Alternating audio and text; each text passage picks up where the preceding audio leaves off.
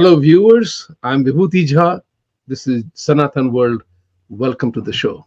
There are a lot of things happening in the world these days, and the rapidity with which the news travels is so threatening, it's so overwhelming that you do not know what to talk about at many times. But today I'm going to talk about a very simple matter, and that matter is Mr. Rubio goes to India.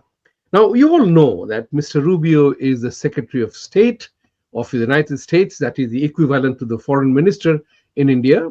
And they had a very significant round of talks. Very poignant observations were made. But here is the important part. Please like, subscribe, and support our channel. And thank you for your ongoing support. Slowly and surely, we are marching forward as Sanatani must do. So Sanatan World is coming around, and I want you to request again to like, subscribe, and support our channel. Mr. Rubio goes to India. Now, this is what is important to know. He landed in Kolkata to Mother Teresa's mission charity that is there, which you know about that. I don't need to dwell upon the existence. But remember one thing.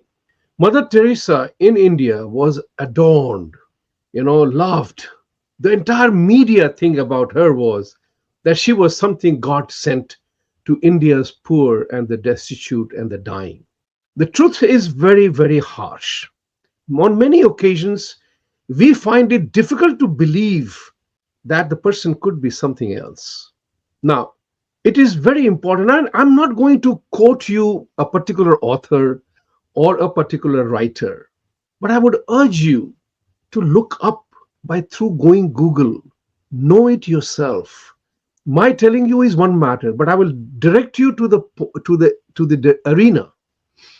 There was a brilliant mind called Mr. Hutchinson, Charlie Hutchinson, Christopher Hutchinson. I apologize. He died much earlier because of cancer. The man was totally treating religion in a different manner.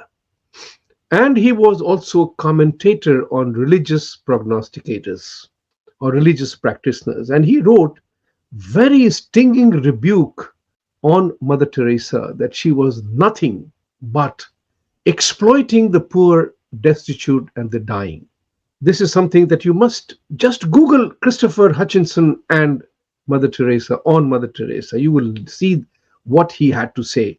In this given moment, I just want to say to you that Mother Teresa was a conversion machine. She was using significant amount of Vatican money, Catholic Church money, to indulge in conversion of poor and the destitute that really were suffering. Now, you can talk about the suffering in a different language, the Hindu society and everything else, but the matter is that the vultures always prey on the weak and the fallen. Remember that part. Vultures always prey and hover around those who are weak and fallen and destitute. That was the attitude. That's what is important to understand about Mother Teresa. Mr. Rubio goes to that charity.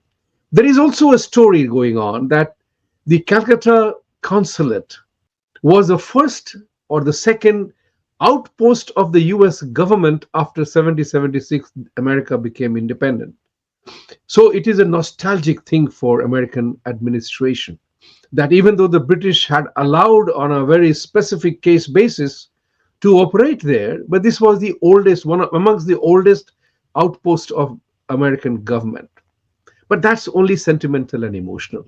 Those of us who are familiar with the exercise of the colonial and imperial armies, we know these were the game plays.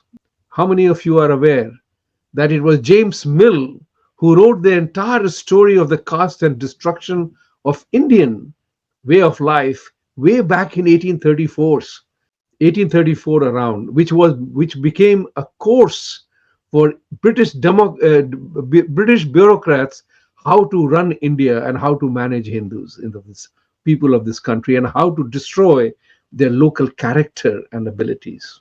That's important to know. That having said that, I also remember that Mrs. Hillary Clinton, who was the Secretary of State, she also went to Calcutta, met Mamta Banerjee. at that time. And the rumor has it, and I'm saying it is a rumor because these are matters remain state secrets. So until something comes out, I do not know. But it was also said that Hillary Clinton, who had met Mamata Banerjee after her India visit, went to Jayalalitha in Tamil Nadu and kind of gave them a hint that United States will be willing to support these two ladies against all things India and Hindu. Important to bear in mind. They were both considered to be assets. And if you go back to the record, and I urge you, go back to the record and you will see that Mamata Banerjee has never criticized US government, CIA, or the others. It is also reported that Madam Jayalalitha kind of spurned the offer, but that's the story. So going to this one to Calcutta consulate also attends to issues pertaining to 11 northeastern states, seven sisters, Bengal, and other neighboring states as well. So you look at it from that point of view and consider the amount of disturbances that have gone on in Northeast, which became a Christian country by itself, Christian region by itself, because of the Congress party policies in which the Hindus could not propagate or do anything in Northeast. Christian missionaries were allowed free hand. So now you know many northeastern states converted to Christianity. And there was a Bangladeshi threat, remember that? That we will easily take away the seven sisters. You also know that in Bangladesh, CIA assets were apprehended. Some died in mysterious circumstances. And somewhere along the line, the victory of BJP in West Bengal, the NDA alliance in West Bengal, turned many heads upside down. And one of them was that the Bengal government of Mamata Banerjee, which was totally on a non cooperation mood with the center to manage the Bangladesh border, chicken snake area, and the infiltration of people from Bangladesh, that has changed. Mr. Subenduji has made dramatic changes in West Bengal so that many of the free hand that was allowed will not happen anymore. So Rubio's visit from that perspective to Calcutta becomes really significant. Now, the other part, there was a press conference and, Jaishankarji said, we will buy oil from whoever we want, whenever we want. That the oil thing, Hormuz, has become a rather tricky issue. My feeling is that Mr. Rubio's visit to India was more tactical than strategic. That India is a strategic partner and a natural ally has been beaten and drummed for a very long time. But he did not address the Pakistan issue. And I had a thought on that. When he was asked by a journalist about Pakistan, he said, no, our relationships are exclusive. India and United States have lots of interests, common interests, and we have to do that. And I coined the phrase for that, acronym for that, in my article that I wrote at India Foundation, commonality of purpose and confluence of interests. There are indeed lots of them between India and the US and between India and the BRICS part of it, which is another story we will talk about some other day. But here is the important part. Mr. Rubio came to tell India, you can buy oil from us. Whatever it may cost you because of the distance involved in transportation, shipping of the entire oil cargoes to India, that is your problem. We will not deal with that. But buy from us. Fair enough. LNG and everything else. India and United States are 10,000 miles apart, but at 80 or $100 billion worth of trade is peanuts. Peanuts. India and United States have significant opportunity to expand trade and economic relationship, but it has to be on a mutually beneficial basis. So the point is very simple. China recently hosted Mr. Trump. Reports are did not get good reception. And then soon after, China, bang on after Trump's return, they hosted Putin. So you are looking at a scenario that the Iran struggle, the Middle East, everywhere there is a move against America and the American position that You no longer are the dominant country to dictate terms to others. And America knows that if there is one entity that can, manage the relationship, I won't say contain or do anything, manage the relationship about China, that is India. Size, population, market, remarkably strategic location in the Indian Ocean. India is a country that cannot be ignored by the world itself. And in the last 14 years, the way India has been progressing forward since 2014, it has been a remarkable touch. Yes, deficiencies apart, but India has been making a definite move in that. Prime Minister Modi's five-country visit resulted in significant strategic investments and oil reserves coming to India. So think about it from that perspective. India is a very lonely country in the world. Hindus are the most isolated people in the world because the world is 150 countries are Christian countries, 57 are Muslim countries. India and Hindus are the only ones standing alone.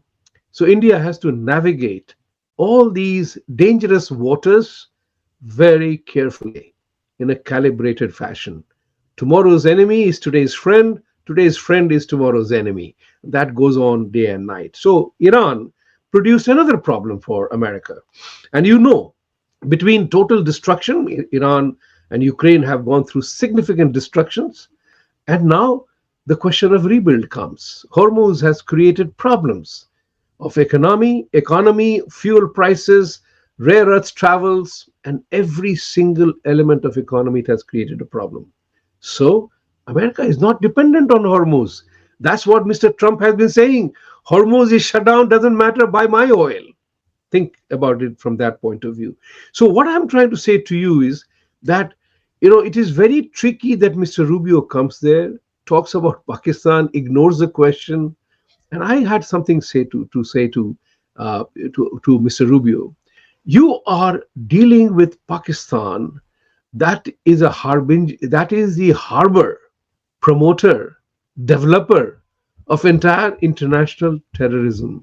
Mr. Rubio said, oh, terrorism happens everywhere else. No, Mr. Rubio. We are talking about specifically Islamic terrorism, which is global issue, a global challenge all over the world. Those Islamist mullahs in America and Europe are openly saying to the whole world that we will destroy the Western democracies and Islam and Muslims will rule the world. That's their statement. I'm not saying it. It's their statement. Yet, the democracies are bending backwards to accommodate them. So, coming back to the Pakistan issue, I have only one thought. So, if you are willing to tolerate a country like Pakistan, you forfeit the right to tell India who India must be friends with. So if you're embracing Asif Munir and Sharif as the most glorious country heads of their country, remember, you lose the authority to tell others who they need to be friends with. And if you are going to have a relationship with a courtesan nation who is America is worried about Pakistan hobnobbing with everybody. Whoever gives money, whether it's China, Russia, India, whoever gives money, Pakistan will, I must say that, Pakistan will not take any money from India. They even refuse flood relief money from India. So let that go away. But important part is, Pakistan is a courtesan nation. It begs for money from anyone and everyone. And to that end, America has realized that China has greater control over Pakistan, Pakistan has been using America to be soft on Iran. The question is very simple. Mr. Trump has been very right on one aspect, and that aspect is no nuclear power status for Iran, no processing of uranium. If that condition Trump relents upon, that will be a big victory for Pakistan and Iran. And I think Trump may not. And that will remain the bone of contention. So the question here is, can America trust Pakistan, who is a country that Hillary Clinton had said, to warn that if you keep terrorists in the back of your country, in your backyard, Guess what? They are going to do that. And now America is keep has imported those snakes in its own backyard. That is a question that Mr. Rubio must answer. And by stretching very thin in Middle East, in Iran, all over the world, the American hegemony is slipping. There comes a moment in time in global diplomacy or anything, you consolidate your position. One of the smartest move Mr. Trump made was that he has asked all Middle East countries to sign the Abraham's Accord after Iran matter is settled. So, ladies and gentlemen, Mr. Rubio came to India. That visit is very, very significant, but remarkably irrelevant also in its own way, in my opinion. By asking, by telling Prime Minister Modi that Trump invites you, it's less than a protocol matter, particularly when Trump and Modi talk every day. So the question is India being treated fairly? That is a question that Indians will have to answer for the way America is treating Indians in America and the way India is being treated by America. It's a question that Indians will have to answer. Thank you very much for watching. As I say always, please like, subscribe, and support our channel. You know, and Satyameva Jayate, for truth to triumph, you and I have to stand up and talk about it. Thank you.